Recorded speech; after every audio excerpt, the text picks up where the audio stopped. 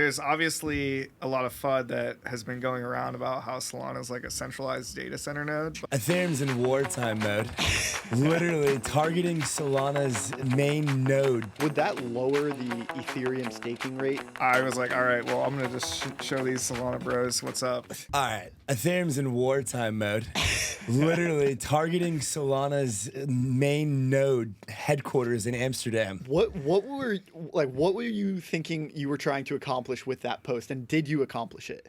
Well, I just think there's obviously a lot of FUD that has been going around about how Solana is like a centralized data center node, but my idea was like maybe we can crystallize that a little bit more and like show that it actually is like in a specific place, and there actually are some vulnerabilities. So yeah, I got a little bit set off because somebody was posting about how all the Ethereum nodes are in AWS East 1 data center, which is just unequivocally false. You can just look at like the data and it's just not true. And I was like, all right, well, I'm going to just show these Solana bros what's up. And then I was like, all right. So we'll show the post on the screen here if it's not taken down by then. Welcome on Max Resnick, Ethereum researcher, shit poster, proponent of L1 execution changes, and many more titles. So welcome on. It's your first time on our show. I'd love just a brief intro for our community. I think a lot of them probably are aware of you, but what is your big ETH thesis today, and kind of who are you?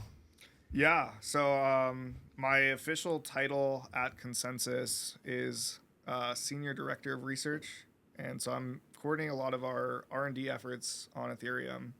We have a few teams we have a Consensus client, we have an execution client, and then I think we have the SMG team, which is where I lead research, which is working on the research side of moving ETH forward. And Consensus is a big company. We have MetaMask, which is our biggest thing, but overall we succeed when Ethereum succeeds. And so we're trying to, in the past, before I joined Consensus, there was a more measured approach, a more let's help, which is important as well. But I think my point of view is Ethereum actually needs some ambition and some really kind of ambitious things and major changes to get us to the next kind of 10x for Ethereum, the next 10x unlock that will bring in the next layer of new applications and just increase activity. So that's what I've been advocating for on the research side is let's do some ambitious changes that are kind of crazy and novel, but actually unlock things that we never thought we could do before on chain. What are some of those crazy ambitious changes that you're looking to enact? Yeah, so we also advocated for some not so crazy ambitious changes in the short run, which are like just do some parameter adjustments, like increase the capacity of Ethereum blocks from 30 million gas up to 60 million, say, which is absolutely possible today. And we've also advocated for lowering the slot time, which I think those kind of things are not ambitious. They're just something we should do because technology has advanced to the point where we could just do it without much consequence and it would make the chain better for everyone. But then we also look at the long-term plan, like kind of the 5-year plan, and I've argued very strongly that we should move to a multiple proposer architecture. Everything else in Ethereum is designed around decentralization, around finance, around making it so that not anybody has too much market power. But when you really zoom into the type of timescales that are important for trading on chain, so like say a 12-second timescale, which is still a really long time in trading, prices can move a lot and there can be a lot of money on the table in those timescales. There's only one proposer who gets to touch the chain. And so they end up having a ton of market power. They end up basically being able to extract monopoly rent from that market power. And so for that 12-second slot. For that 12-second slot, it's really important, I think, for the vision of Ethereum to extend down into the slot level timescale and have decentralization and distribution of market power at that level, and that I think will unlock the next huge advancement in DeFi. And so in practice, does that look like a new proposer marketplace essentially, where we have multiple concurrent proposers competing to be the next one? So yeah, that would be a different thing than what I'm suggesting. That's something that's kind of looks like what Algorand's consensus actually looks like, where they have a ton of, or even proof of work. There are a bunch of people trying to race to find the solution of the hash puzzle, and be the first proposer. So in this architecture, it would actually be there would be, instead of one scheduled leader, there would be 8 or 16 scheduled leaders, depending on the parameter. Which block do we end up choosing out of those 8 or 16 that get proposed? And the whole point is, instead of just choosing one block, we're going to take all of the blocks, and we're going to take all the transactions in those blocks, union them together, apply a deterministic ordering rule. So we're going to actually take all the transactions in all the blocks and do our best to execute them all. And if there's inconsistencies between those blocks? Yeah, so the way it works is each proposer today in Ethereum proposes a set of transactions and an order of the transactions. Mm-hmm. And in this new world, each proposer would only propose a set of transactions, meaning an unordered set. And then we would take them all and we would order them by, say, the priority fee, execute them in descending order of priority fees. So the things that pay the highest priority fee get executed first. And so there, in that sense, it's unclear what you mean by a conflict, because actually we're just executing everything in order. And if this thing that has the lower priority fee that gets executed after another thing conflicts, then it doesn't get to do what it wants to do. And okay, if one proposed block has a different set of transactions, right? Let's say we all propose blocks. They're like, I propose A, B, and C. You propose D, E, and F. You propose G, H, I, right? Like, we all propose a different set of transactions. So which ones are the ones? There's all different priority fees, and that'll determine the order. But what is the set of transactions that determine inclusion? It would be the union of all of them. So we would include A through I Yeah. in that case. Okay. Yeah. I have a video maybe I can share with you guys to edit in after, but I think it would show this a little bit better. But the idea is basically one of the things that makes a single proposer so powerful and so hard for the apps to build around is the fact that they can determine inclusion, not just ordering. So if it was just ordering, you can do a lot of things that are kind of like pseudo application specific sequencing that are like, you can get around the ordering part a lot. But ultimately, once you start to be able to censor things, it doesn't really matter how much control you have over ordering, because you can just censor the competing bidders and make it look like you're the only person bidding in an auction.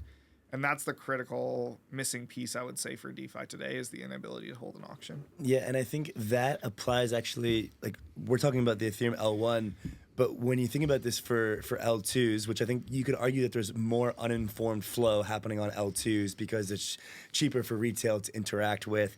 There's more L2s. There's a bunch of reasons, you could also kind of debate that. But in that understanding, a lot of the L2s right now are all, single sequencer, first come, first serve. Arbitrum has gone and pushed Time Boost, which is basically implementing proposer builder separation on Arbitrum itself, which kind of gives you like this latency gap between the builder or the proposer and the builder, and so you get this like more competitive auction at the L2 that also enables. Theoretically, I think Arbitrum could trade against their users in some capacity, or at least that's one risk. How do you feel about implementing different types of sequencing or implementing PBS on L2s? Is it similar? Is it different? Are you a fan of Time Boost? What do you think about the evolution of this, not just on L1 but for L2s? Yeah, so I think I'm not a big fan of Time Boost. I'll just say that, but I think it's very bullish for the ecosystem that we're trying out a bunch of things, because I think ultimately the best things are going to win, and it's going to be the thing I like about the Arbitrum team is I think they're really smart, and I think Ed is the type of guy that if you show him the data and you can make an unequivocal case that this thing is not working, he will be happy to change his mind. And I think that's true of the competing architectures too. I think everybody is pretty rational. I would say there's 3 different competing proposals right now. There's the OP stack priority ordering, which I kind of think that one will probably be the best overall when we look at the numbers at the end of the day. There's the based rollups, which we can talk about. And then there's this kind of Time Boost style. The Time Boost style is pretty similar to stuff we've already seen in terms of what the NASDAQ does, basically, which is first come, first serve, but we're going to offer some extra spots in our data center that are kind of close enough to the server to have slightly lower latency. But the difference with Time Boost is they couldn't really figure out a great way to give that right to multiple people. And so they've given it to one person. And again, this kind of comes back to my point where when you give the time boost to just one person, you end up giving them a bunch of economic power, a bunch of economic rent comes with that. I would say you end up in a similar world to what PBS looks like today. Yeah. Okay. And so then for optimism, could you just briefly explain that for us as well as our community? What is that proposal, and like technically how does it work, and why are you excited about it? Yeah. So the optimism proposal, the way it works is it's similar. Like basically you send your transaction to the sequencer, and then it's similar to Braid in that it orders by priority ordering in descending order priority fee. So the highest priority fee transaction would be executed first, and then the next highest, and so on. And the interesting part about that is not necessarily just what it looks like today, but what it could look like when you expose the priority fee to the application. So when the application can read the priority fee, it becomes very easy to hold an auction by modifying the behavior of the app depending on the priority fee. So if an arbitrager comes in and pays a high priority fee, you know that they're an arbitrager, and so you can pull some quotes back and protect the market makers more. And that's what I think is really exciting about the priority ordering way of thinking, is not necessarily what it looks like today, but what it could look like when you expose that information to the apps, and then when the apps build applications that are MEV aware. I think that's extremely powerful primitive. You know what's funny is that I was talking to a buddy from ChainSafe yesterday, and we were talking about how on MetaMask, when you do the speed up function, especially in 2020 and 2021 when things were crazy on L1, the apps couldn't actually see that you were speeding up because it was in the same transaction hash, and so like the apps themselves were getting so confused as to like the state of the app itself, because all these users were basically just like speeding up and speeding up. It's not exactly like what you're saying as to like what the apps can do, but that's kind of like where I drew a parallel. I was like, it's funny that like this speed up function was causing a lot of problems for apps when it comes to ordering. Yeah, I think for us, so I work closely on MetaMask gas stuff these days, or have in the past. I haven't done much on it in the last few months, but have worked closely on it. And we're always worried about these transactions getting stuck with nonces, and there's some weird stuff in the way that's implemented in Ethereum that I think is just. I know actually some people on the Reth team are working on some fixes for nonce management, which will hopefully clean that up. Although we have a bunch of fixes that try to help the apps and help the users manage their transactions on the MetaMask side too. And then the third prong, the base rollups. Go, yeah. Yeah. So the thing about the base rollups is they kind of inherit the market structure of the L1 in that they give all of their sequencing power to the L1 proposer. And this is good in that it gives the power to the L1 proposer. So if you're somebody like Justin Drake, who's been a really large proponent, that means, hey, more revenue for the L1, more ultrasound. It kind of alleviates some of the concerns I've been talking about in terms of economics. The problem is it's extractive. And so my goal in terms of what I think an ideal sequencing rule is, it's allows the app to be as minimally extracted as possible and basically provide the least friction for users transacting. That's how we really grow the pie. What do you mean by minimally extractive? Right. So you can think of most apps on chain are people trading A for B, something. It could be future, or it could be something more complicated, but in the end of the day, it kind of looks like people swapping things for other things. And the goal is to make the kind of take rate of the middleman, the blockchain, or more importantly, kind of MEV searchers and the proposer and everything else, try to make that part of the thing as small as possible, because there are all these trades that could happen that are like, hey, there's a 50-cent trade here that could make both sides better off if they traded. But it's a 75-cent fee. Yeah, and then that doesn't happen, and that destroys economic value. So the goal is essentially to make those frictions as small as possible, in my mind. And so the current sequencing rules on Ethereum are too extractive to apps. And so we're not seeing the type of economic activity that we could if we were to implement something like multiple concurrent proposers or different sequencing rules. Right. I think you can just look at kind of how much money is being taken out of the system every year in terms of the PBS auction revenue. Those revenues are not going to, they're not even going to searchers who provide information rent. They're actually just going to proposers because proposers hold a monopoly. And so if we were to kind of adapt this and proposers extract less value from the apps, would that lower the Ethereum staking rate such that, right now maybe if I stake a validator 32 ETH, I get 4 or 5%? Would that bring that down substantially? Well, if you look at the numbers, so we were looking at this, I think the MEV portion of staking returns are only about 10% last time I checked. Okay. I should fact check that before we post the video, but I think it was about 10%. And so I don't think it would be that meaningful, but this is one thing that I think Vitalik has talked about a lot, is the ideal design of a system is one where the protocol decides the rewards rather than there being like rewards from issuance plus rewards from MEV plus rewards from like transaction congestion fees. And I think as a design philosophy, Ethereum has moved in that direction with 1559 and some other changes, which I have some thoughts on. But I think the general idea that it would be really nice if we had one parameter to adjust issuance. And if we're not getting enough staking, we can touch that parameter is a good design philosophy. And it also means that like we can try to minimize extraction so that apps can be better. And when apps are better, like we're going to grow the pie. We're going to have way more stuff going on chain. And I think we're going to be able to afford a slightly 10% higher issuance if we need to, because other things there'll just be more activity on chain that's valuable and more people willing to pay transaction fees, and we can recover that in other ways. Yeah. You did a podcast on Bankless, and then we did a podcast with Justin following that up, and then there was some back and forth as a result, both with the Reddit AMA that Justin and the EF did, and then kind of some confusion that was clarified with the ratio of congestion fees to contention fees. So when you're kind of like looking at the landscape out there, like what is the tip of that conversation now as a result of like kind of the back and forth that you guys had between podcasts and then ultimately the discussion that was on Twitter and Reddit? After seeing the data kind of come to light, people ended up looking at the chain and they said, no, like actually 80% of the revenue that base makes does come from contention fees and MEV. Like after seeing that data, like it turns out you were right. Like where do we go from here?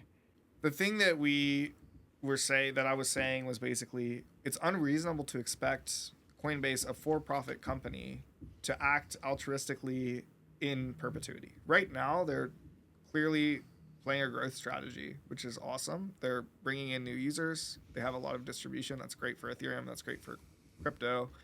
In the long run, they clearly have a strategy that says, hey, we can lock in users on our app with our wallet integration with a seamless experience, which seems like a potentially great product strategy as well.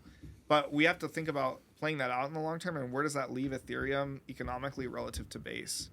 And my perspective is that rollups, I think, will be Pareto distributed in how much they have. I think there will be one rollup with like 60% of the market share, one rollup with like 30%, and then another long tail after that. And today I would say Base looks like it's poised to do very well in that race, basically. And the question we have to answer is, how does that economically relate to ETH if 60% of activity is happening on Base? Yeah. How does ETH benefit when ETH is providing the security behind that? Yeah, I mean, like the future of Ethereum is Coinbase. Like that is like, it doesn't sound great, but so I mean, like, we were talking about kind of that debate that you had, and like this is the whole parasitic L2 thesis, and you framed it in terms of a question like, how does ETH relate to the 60% of economic activity happening on Base? And so kind of the conclusion was actually the opening that you had mentioned, but it was like rollups are parasitic in their relationship. They're not extensions of ETH in their current form. And that qualifier is potentially really important. So thinking about this as like a constructive like progression, how do we get to the form in which they're not parasitic? What does that form look like? Yeah, so I think there's two elements. The first element, I'll say, I think about things a lot through market power, and I think it's a really valuable framing and maybe one that we didn't use enough when deciding on what to do about the rollup roadmap, but can maybe help us dig ourselves out of some of the holes that we're in now.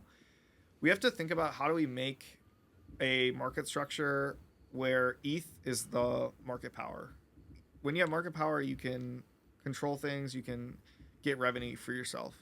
And when you say market power, like the most, yeah, I mean, could you define market power for us? Yeah, so when we have like in econ, in like kind of a game theory 101 course, you would see the classic example of a game where you have two people. Maybe one of them wants to sell an item for $100 and the other one's willing to buy it for up to $200. And so you have $100 of surplus in there. And the question that you have to ask is like, where does that market clear? And it turns out there's tons of equilibria depending on the exact structure of who offers first and how many rounds of communication there are and whether you can commit to a certain strategy or not. All of these things are things that go into that bilateral bargaining question. But once you start to add more people on one side of this market, so say we have like two people willing to sell for $100, all of a sudden that pushes the surplus more towards the single buyer. Mm-hmm. And so the more we can make rollups competitive with each other, the more we can take away those market structure, like those effects of network effects that make a one rollup leader possibility, the more we can kind of bust up that structure, the more rollups we will have, and we will have one ETH and a bunch of rollups, and that will put us in a really strong economic position. And that's what we seem to have right now. I mean, we have, a bunch of rollups, and in your example, you have a bunch of sellers, and if you have a bunch of competition amongst people to get rid of this thing, right, that's going to be in favor of the buyer. In this case, ETH is the single, and rollups are the sellers. Mm-hmm.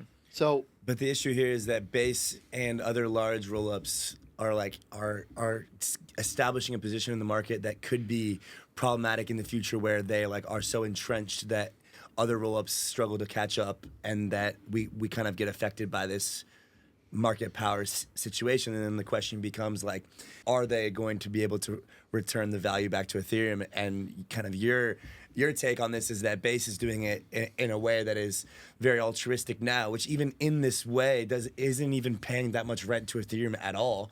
It's very minimal compared to a Base design or other designs. But even in the future, we want to get to a world of thousands and thousands of rollups. But you just also said that you think it's going to be 60, 30, and then 10.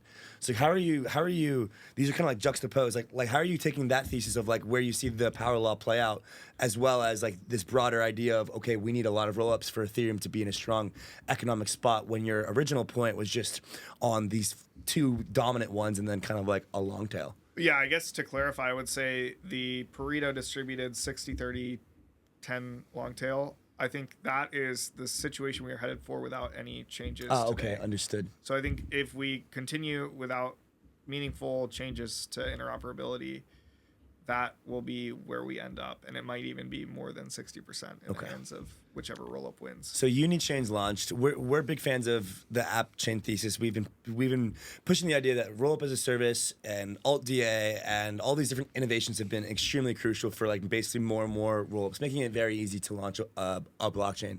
You've also got this competing thesis, and it could be kind of mutual, as well as this app-specific sequencing model. What's the right way to think about the app chain kind of expansion in regards to kind of app-specific sequencing, whether on the L1 or L2s? Is this something that the L1 could adopt, or something that general purpose L2s can bring app-specific sequencing? Or if I'm an app, should I just launch my own chain to kind of contribute to this broader economic spectrum here?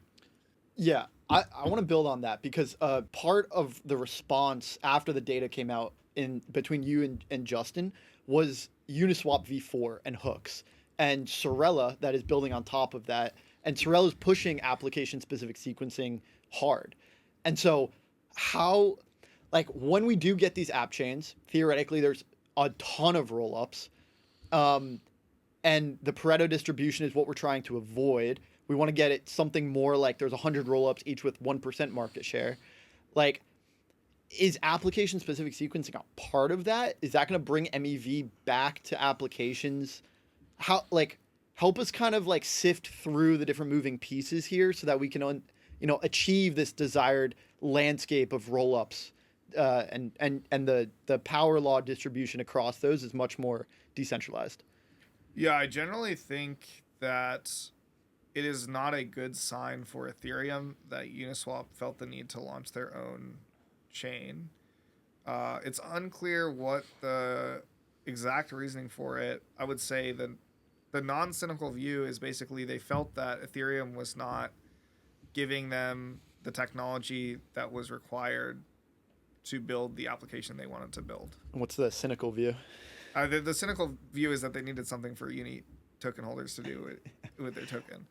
I think it's probably a little bit of both, but I would say the fact that Ethereum did not offer a lot of the things that they wanted for their application was not a great situation. And then the other thing was because of the state of the rollups, some of them have already made changes to their sequencer to extract revenue. We talked about Time Boost earlier. They felt that them bringing their activity onto a hostile rollup or a rollup with different economics than them might be an issue for the long-term value proposition for Uniswap. And so they felt they needed to protect themselves against that by launching their own rollup so that they could do the sequencer how they wanted. And I feel like that's a reasonable concern. And the whole point of like trying to build a credibly neutral L1 that has all the things that the app would want is so that they don't end up going and feeling the need to do that. And that's, I think the system is stronger when Uniswap works on the same chain as Aave, as Compound, as other DeFi applications. And when they're all on different chains, it's just like a much less strong experience, and you have to do a bunch of bridging, and you end up paying a bunch of middlemen for bridging. I think the goal in my mind is to have a chain that's at least has enough capacity for finance and has all of the things that you need to have for your chain to be comfortable place for Uniswap to sit. You had mentioned that interoperability is the main bottleneck of market power. If we had a properly composable Ethereum, we wouldn't have this issue. So why is it, I mean, if we can solve Interop, is it still an issue that Unichain is its own chain? I think, first of all, there's like a lot of people saying like, oh, can we, like, we're working on solving Interop. Can we solve Interop? I think it's a really hard problem, actually. And there's not enough talking about why it's hard. I'm not an expert in it, but there's a reason that we don't have it yet. If it was easy, we would have it already. We don't have it yet. It's unclear whether we will ever have it. There are some smart people working on it. We'll see what they cook up. My take would be, even if we get to kind of a good version of Interop, it won't be the same type of Interop. So here's a world of what Interop could look like. We get to really low slot time on ETH, so maybe like 1 second. We get single slot finality within a second. And then every rollup is a ZK rollup. So now it takes you at most 2 mainnet blocks to bridge from Arbitrum to Base. Because everybody posts their proof, you can immediately prove that you have the funds, everything's final, now I can move over to Base. That's a world where you still have UX challenges relative to everything being on the same chain. Because I now have to kind of do chain 3 transactions together, one after the other. I think it's still slightly worse. And I would still like to see all of the DeFi activity happening on the same chain. Yeah, I mean, I'm It's just 1 block worse, isn't it? Like, if we can get proofs in 2 blocks, everything would just happen in the same block. I don't even cut you off there, but like, is it really that much worse? Like, it is 1 block worse in that construction. But is that much worse versus the economics and the sovereignty that chain would get on its own? I think it's significantly worse in that you don't have atomicity on transactions that are, you want to take your money out of a protocol on Arbitrum and put it into a protocol on Base. I have to kind of do 4 asynchronous operations that are sequential. So I think that's pretty much a lot worse than having everything be atomic in the same transaction. Maybe there's some things on the UX side that the wallets could do that would help with that. But again, I would also say that that's like very far away. The world I just described where everything is a ZK rollup. Okay, they're not ZK rollups. They're all optimistic rollups right now because we made some choices on the optimistic rollup roadmap, as I like to call it. It's basically optimized for optimistic rollups and not ZK rollups. So we need to somehow provide cheap proving and verification capacity especially verification capacity should be separate from the standard gas fee market. So similar to the way data availability has become a separate fee market, proof verification needs to be a separate fee market so that we can have an actual L2 roadmap, not an optimistic L2 roadmap. So that's one thing. Like, for example, Linea, which is the L2 within Consensus, I worked a little bit on the gas posting strategy, and we have to verify the proof when we post it. And so we just have to pay way more gas for every transaction that we're submitting a blob in because we have to actually verify the proof on chain. And that's costly in terms of compute.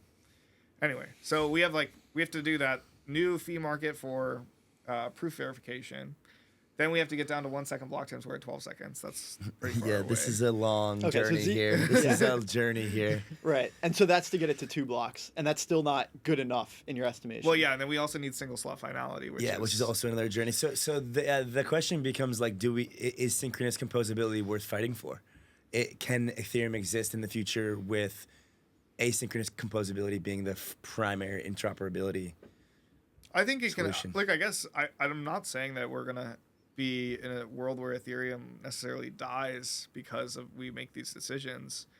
I'm saying there's a world in which we could have kind of a beautiful, the meme of like the world of Ethereum focused on the L1. I don't know, that kind of meme where I think we could have a really great world where we have so much powerful, valuable economic activity going on Ethereum. We don't have to worry about economics at all because ETH is just ripping because there's so much valuable activity and we're taking a really, really tiny slice of that, and it's a huge pie and everybody's happy. And I think there's another world we could go down, which is like this kind of brutalistic, hyper competitive race to the bottom L2 network effect world, which is, it doesn't mean ETH is going to die. It just means that the future of ETH is Coinbase and Uniswap battling it out and seeing who can have the better distribution and attract more users and then ultimately monetize them the best.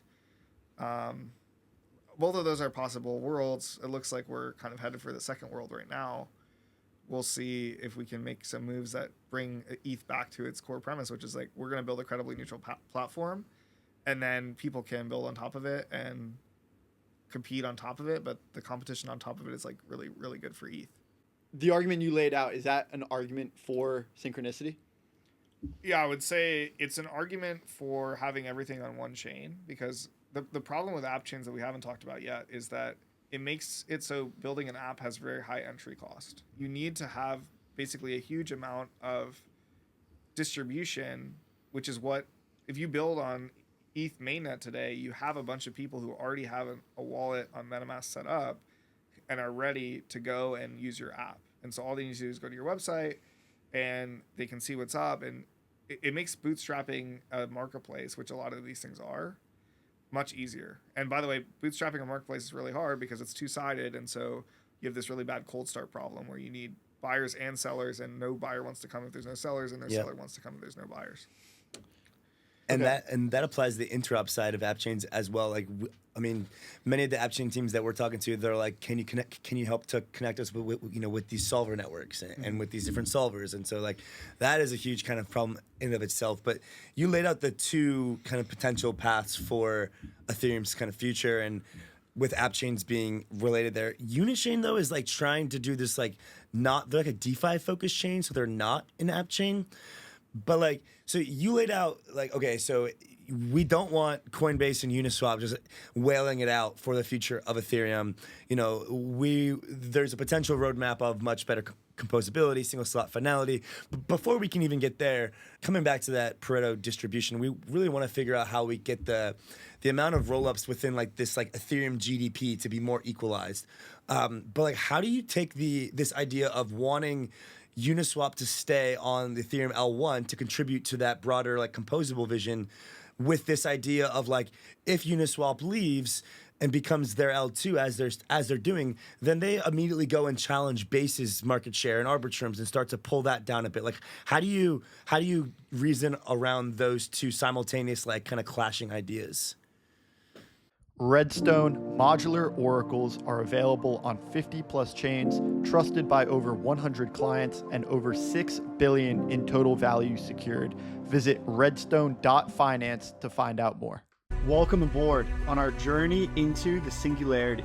This is the endgame roadmap for Frax and Fraxtal, the new L2 out of the Frax ecosystem that is totally based on fractal scaling.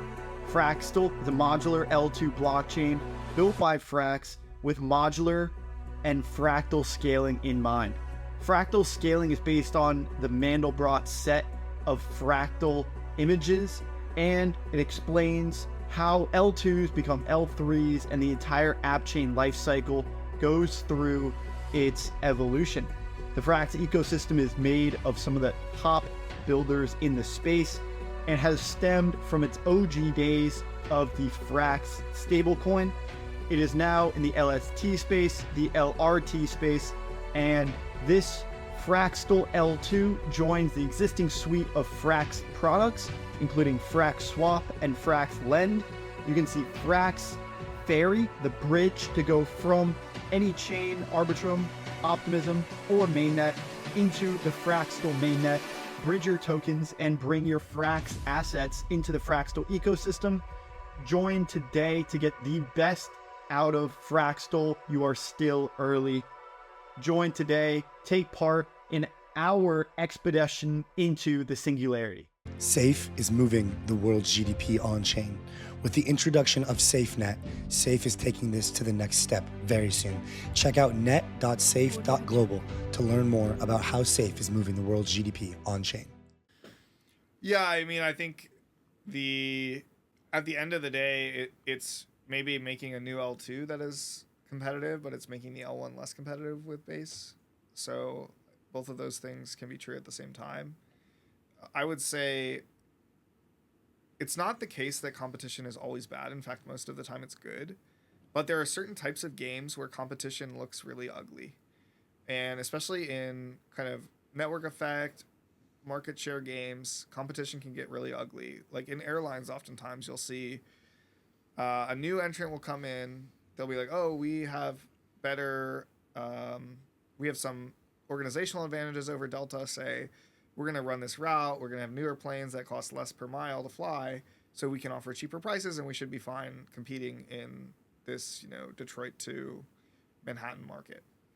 And then what Delta will do is say, oh, hi, have a, like, I'm glad to see you here. I'm going to drop my prices below what even you can charge. And because I have a huge network of planes and I have a finance department and I have a bunch of revenue from my credit card, I can keep you out. And that's kind of one of the risks here. The other thing, if you look at kind of gambling sites, if you ever played online poker, the way that online poker sites compete with each other is not necessarily the way that you would want them to compete with each other. The way you would want them to compete is better UX, which is not really what happens because they're all kind of reskins of each other. Like if you use these sites, they're like from 2009. Like PokerStars is like a 2009 UI, which is insane because if they were actually competing with each other, they would be making a much better UI. And the other thing they do is they don't compete on rake. They actually have very high rake. The ones with higher market share have higher rake. And those two things are the things you would want them to compete on, and they're not competing on it. They're competing on free roll, entry bonus on the website, etc., and ads. And that's like a pretty ugly place to be. That's an acquisition game and not a retention game. And so it delivers an experience where it's really high turnover. And so you end up rinsing these people and then they leave and then they don't I think that the key in the gambling markets is that the retention comes from the addiction of gambling. Yeah. So how is that parallel to L2s? Well, that Brian meme coin on base, that thing hasn't pumped in a while. Looks like a good entry here. Not financial advice. That is not financial advice. Yeah. I mean, the we'll issue just cut is that out. that you have a lot of network effects, and those network effects are the things that keep you in. Right. And so you have marketplaces, you have things that you can do on the chain, and you already know your way around. All of those things keep you on the base L2 rather than moving to the new other L2. And then it becomes this kind of vampire attack game where you're constantly trying to vampire attack people, status match them, etc.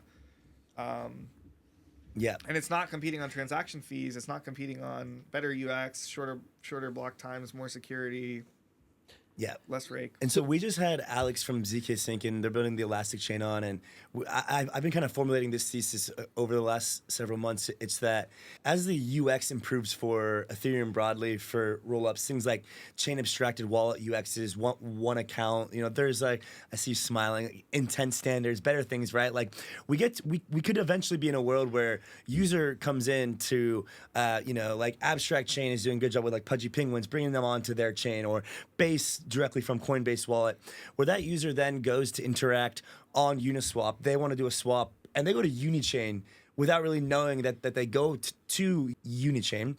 Then they want to go do a different lending platform like a Pendle or something on Pendle chain, and they don't really even know that they're on Pendle chain, but they're just kind of interacting in a very like app-centric like focus. And so my thesis is that if we get to this world where we all the net new users that come into a world where there's less like tribalism and kind of like ideological differences, and they're more just focused on like the apps and like the intents that they want to make to interact on chain, then this kind of changes the landscape of like the competitive nature, where rather than like me, Base and Kraken going at it with Ink and Base, trying to like siphon off the users and liquidity here, they can just go and form their distribution channels outside of crypto. And every new user that Pudgy Penguins brings in, and that Treasured Out Gaming brings in, that Base brings in through Coinbase because of Number Go Up Tech, this all contributes to the broader like grow the pie. And I understand this is very like a optimistic mindset, maybe outside of the competitive realities, but like, does an abstracted future with better interop and better abstraction, does that like change any of these theses around competition or around like one big roll up to rule them all? Or like does the same kind of situation still persist, just kind of underneath the hood of like an abstraction layer? Yeah, I think this question came up basically exactly as you posed it on. Well, I think we were like, okay, what do we do about L2s? Yeah. And specifically, I think at MetaMask, Base is kind of worrying because it means that they have a wallet and they can build a integrated pipeline where when they attract a new user, they're not going to put them on our wallet. They're going to put them on their fat wallet obviously. Thesis. Right? I mean, why would they want to put them on our wallet when, they're not going to get the structural benefits from that?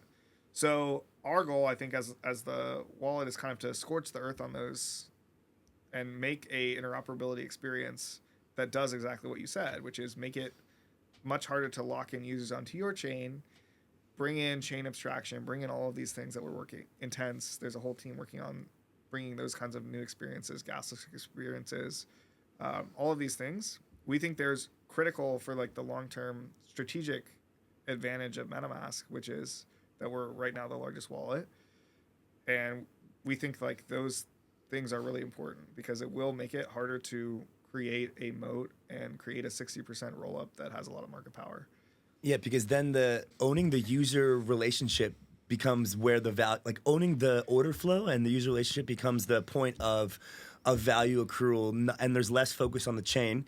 There's still a focus on the app because the app also simultaneously owns the user experience, but it's like we shift from this chain-centric approach to like this app-centric approach, and then even further like this like wallet and like direct ownership of the user's like relationship. Like every time they sign in to use crypto, they're on MetaMask or Phantom or Rabby, etc.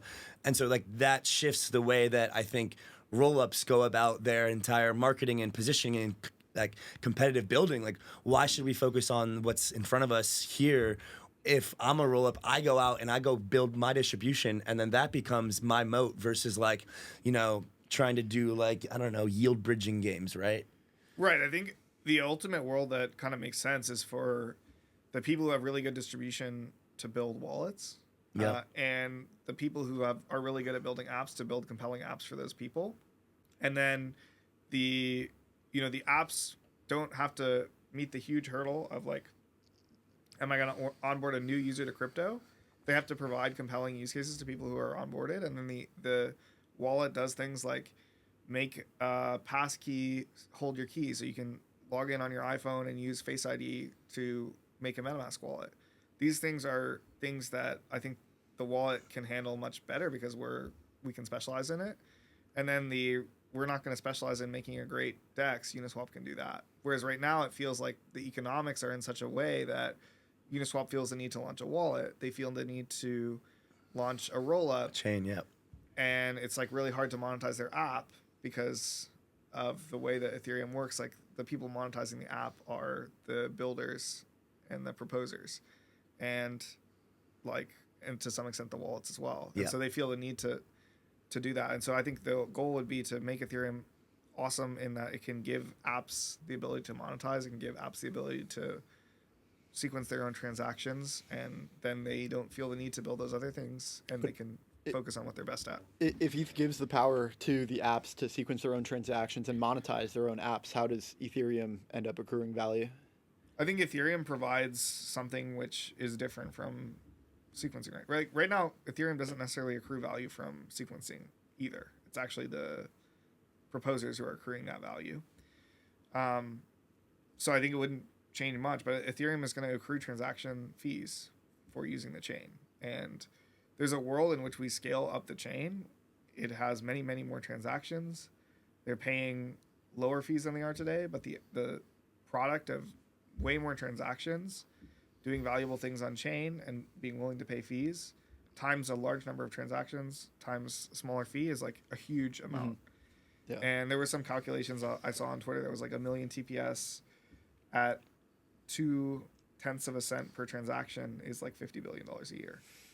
I don't know if that's right, but I saw it on Twitter, so it must be correct. It's gotta be right. I think that's what Justin Jake said about the Ethereum DA value accrual on our podcast. Basically, if we get to 100 million TPS.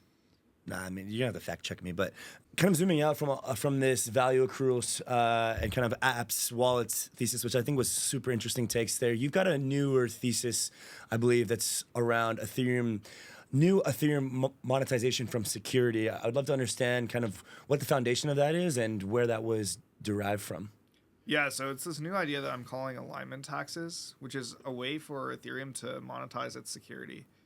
And one of the things that kind of led me to this was a conversation with Vitalik where we were talking about what does like the ideal issuance look like for ETH, and I kind of led with my point of view, which was that it doesn't necessarily make sense for ETH to be deflationary, because it being slightly inflationary at say 2% a year means that people who hold ETH, the asset, are actually paying in the form of inflation for the security that the network is providing them.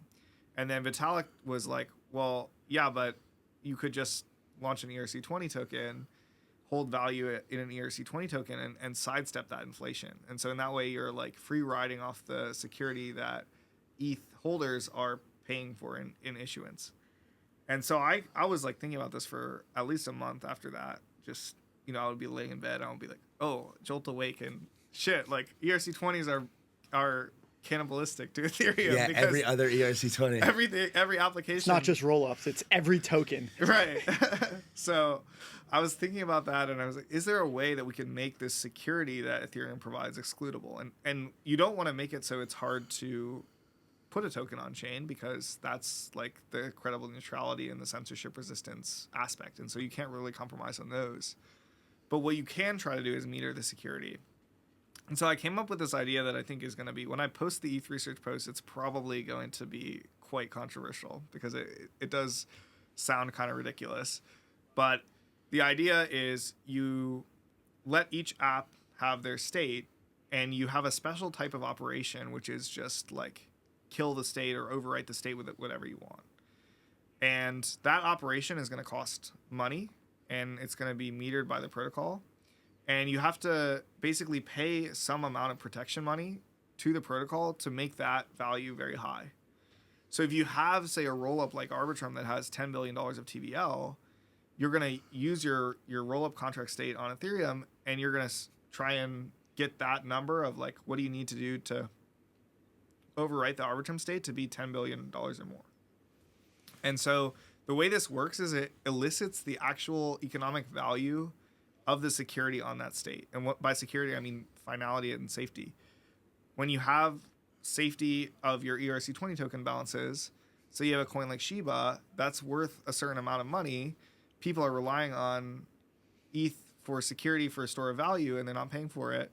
This way, the Shiba devs would basically have to inflate Shiba at the same rate as ETH Yeah. and pay ETH the chain, and that could go into the security budget, could go into the validator operating set budget every year. And this would be a way not just to deal with the rollup economics problem that we've been talking about, but even the ERC20 economics problem, which is going to be funny when I start posting about that. People are going to be really pissed. Okay, so where's Arbitrum going to get the $10 billion from to secure this? Are they going to have to put the like ARB tokens up to secure it on the L1, or like that's not Arbitrum's money, right? That's like my, yours, and Rob's money. Like how is Arbitrum going to be like, okay, yeah, I need to then put all that at stake, or like how is Shiba going to be, like, where are they going to get those funds from? So it's asymmetric. The protocol can say, if you pay X dollars, you can overwrite the state on this contract, and that X dollar is something you can set programmatically. You don't have to put up $10 billion of stake to have $10 billion of security. You can have, you can pay $20 million a year and get $1 billion. That's like around 2%.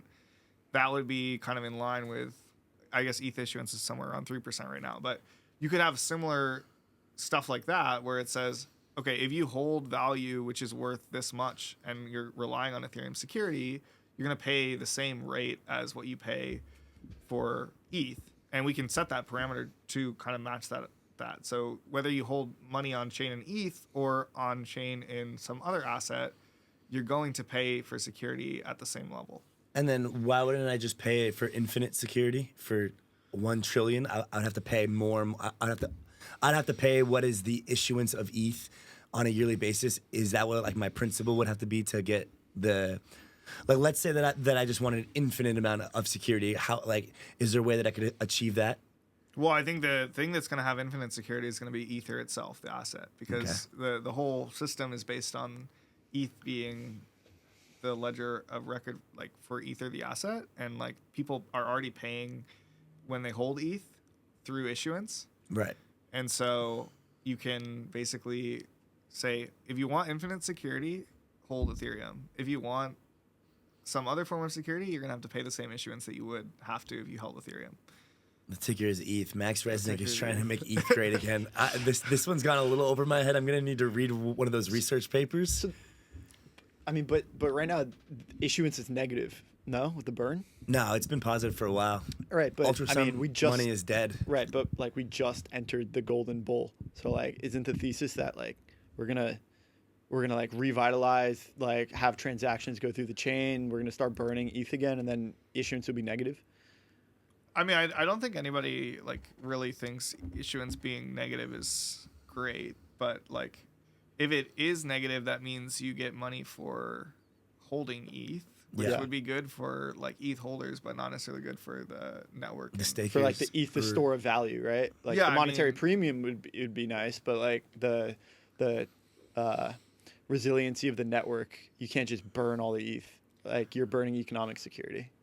Yeah, I've been reading some Milton Friedman papers recently, which is like, I'm a micro, like I work on mostly micro stuff, not macro stuff, but just working on some issuance stuff recently and going back and reading kind of his takes. And he has a lot of interesting things that would be relevant for our issuance discussions today.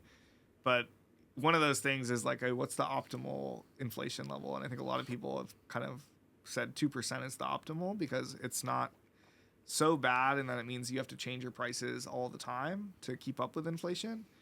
But it is like enough to get people to take their money out of the mattress and use it. And we don't want ETH to be something that's just like, oh, I stick it in my flash drive and I put it in my basement, and then I come down 10 years later and use it to buy a house because the price went up so much. Like that's the Bitcoin thesis. Mm-hmm.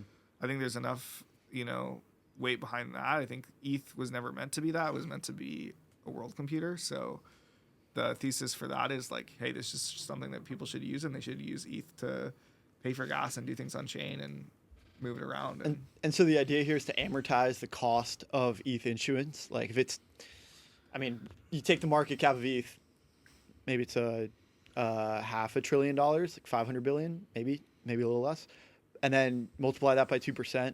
And so you're looking at, X amount, whatever 2% of 500 million is. And then that is the security, but the issuance cost of ETH to keep it maintained at a 2% issuance. And so then you're going to basically amortize that cost over all of the tokens on the network. Yeah. And then hopefully, I think the idea is that if you do that, if you look at all of the activity and all of the value of the total kind of market cap on ETH of all the stables and everything, the issuance level for ETH wouldn't have to be at 3%. And so the price that you would have to charge people who hold USDC would be more like, 0.3% a year, which is very manageable relative to the inflation rate of USD. Whereas right now, because ETH is the only thing on chain that is being taxed through this inflation tax, the rate has to be higher. Yep. And Well, you don't think people would leave? that's what I was thinking. Like Kudo. all the ERC20s are just going to be like, see you later, guys. Yeah, I think that is an issue with. I think probably this is not a very practical She was going to be like, yeah, I'm going on Tron, boys. Yeah. Guys, I think that we got to wrap. Thank you so much, Max. It's been a pleasure. Thanks for coming out. Yeah, thanks for having me. This is a lot of fun. Cheers. Thanks, man.